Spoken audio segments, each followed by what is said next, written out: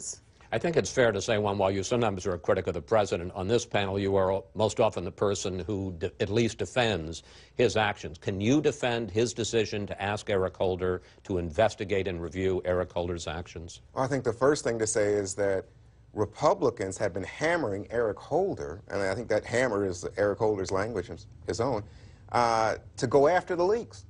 That they have wanted him to pursue leaks that had to do with how bin Laden was killed, to secret prisons, to the attack on the cyber network in Iran that the U.S. had launched.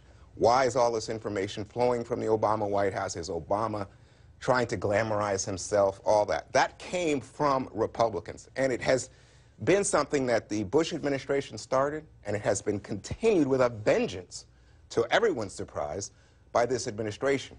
In direct response to your question, Chris, Eric Holder did not conduct the probe that led people to somehow come to the madhouse conclusion that James Rosen is somehow a co-conspirator, is somehow to be suspected. Wait a minute, was that not in the FBI affidavit seeking? He signed the affidavit as Attorney General of the United States. He did not conduct the probe.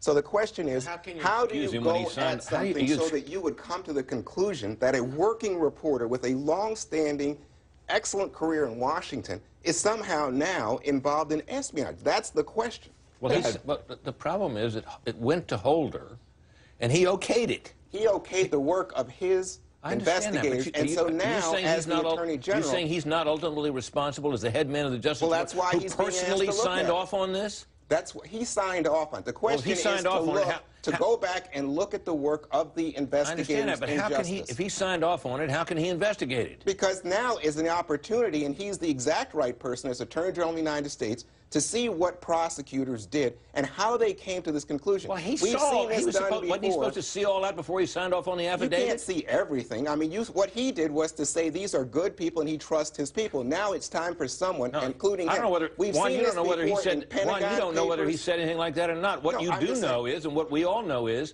that when that affidavit came to him, rife with assertions that this reporter doing his job was acting in a criminal way, he okayed it. No, what we know is in the AP case, for example, he recused himself. Hang on a second. Let me finish. He recused himself in that case because he was a potential leaker. I understand that, but in this case, in the Rosen case, he had nothing to do with it. All he was doing was signing an affidavit sent to him by his underlings. All right.